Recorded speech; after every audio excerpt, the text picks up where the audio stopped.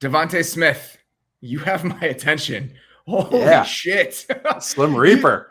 You look at the box score and you think, all right, I wonder what those plays were. You know, did he have a couple cheapies? And it wasn't really no cheapie to be had in these.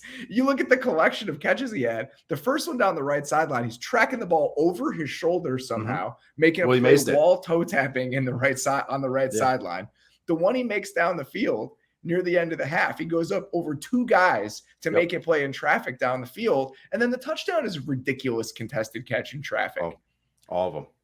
And then he had a crosser. He turns up field and gains that yards there. So it's the Willie Mays catch. The first one was like, I lost my mind because it's just tracking with your helmet on like that is just ridiculous. Like, and wild. Yeah. His body control is exceptional. And his hand-eye coordination. Body control is a great way to put it because the screen he caught, he caught a tunnel screen at one point. It was a bad throw. Hurts had way too much juice on it, so he had to kind of jump and catch it and still managed to get his hips turned and get upfield so smoothly to get a chunk gain out of it. And I'm watching him today, and this is totally on me, and I'm like, oh yeah, this guy had the greatest season in the history of college football as a receiver. He won the Heisman Trophy as a wide receiver in an offensive dominated era of college football when teams are scoring like 40 points a game. This guy is incredible at football. And now you drop him back into an offense that's actually willing to throw the ball around. And he's not going to get fed, I don't know, name a number, 180 targets in a season because A.J. Brown is there. But when he's allowed to showcase who he is, he's a really good football player. And that brings me to a larger point about the Eagles. There's been so much talk about the A.J. Brown deal, what he was in week one, the leap that Jalen Hurts has taken, and the offensive line, right? The offensive line being this incredible group, all justified. We should talk about all of that stuff because it could be season-defining shit as it relates to the Eagles. The secondary players on this team are really good. Yeah. They have really good players on this team. DeVonta Smith is one of them. But then you look at what the defensive line did today. They tormented Carson Wentz over the course of this game. Like top to bottom, this team is full of dudes. And then also they got like Dallas Goedert is your number 3 option. Teams would kill for a Dallas Goedert. They're running screens for him and he's, breaking off touchdowns. And I've said this kind of like have been workshopping this thought, but it's like this Eagles offense, because of the complementary pieces, not just the offensive line, but their skill position guys, they're meant to torch 2 high defenses. Like just this offense is because it's pick your poison. Why do you say that? Like I was saying, if A.J. Brown gets locked down, like, okay, say if we're playing a cloud team, cover 2 team. Okay, we'll pound the rock. We have our awesome offensive line and we have our QB run game. Okay, and we have Dallas Goedert working over the middle.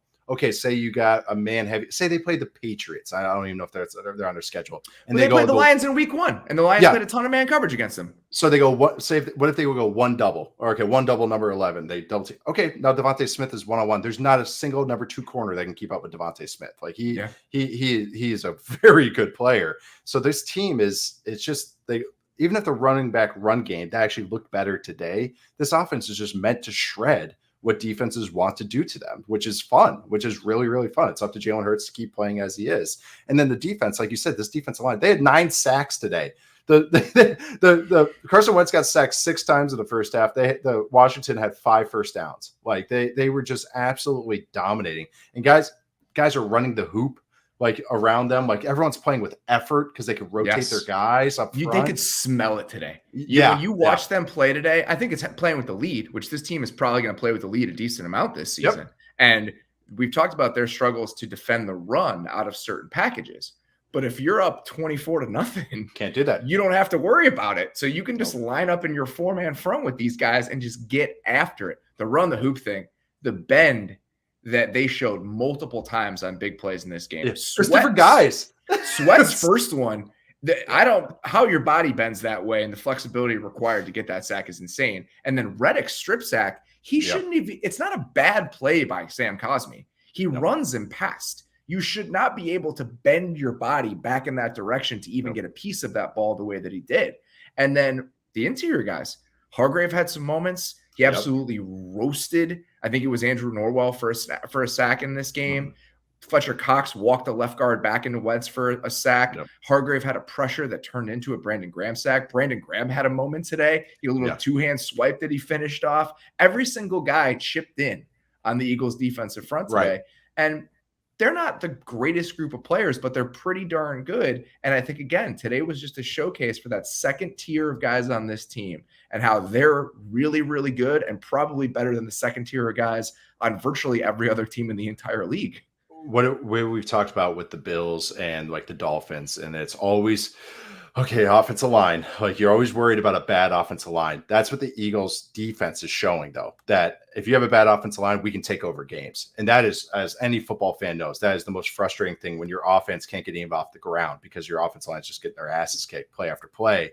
So the fact that the Eagles defense is showing, oh yeah, and we got Slay playing fantastic football right now. It's all these guys. I know we're talking about the other kind of complimentary guys, but it's a tough team to play. Like you have to bring it and play 4 quarters of good football because they're going to jump out to a lead and try to choke you out the rest of the game. And that's what they've done so far this year.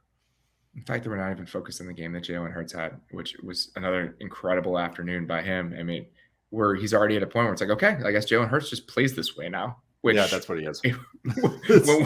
when you're combined with the amount of talent that this team has, they get really scary in a hurry.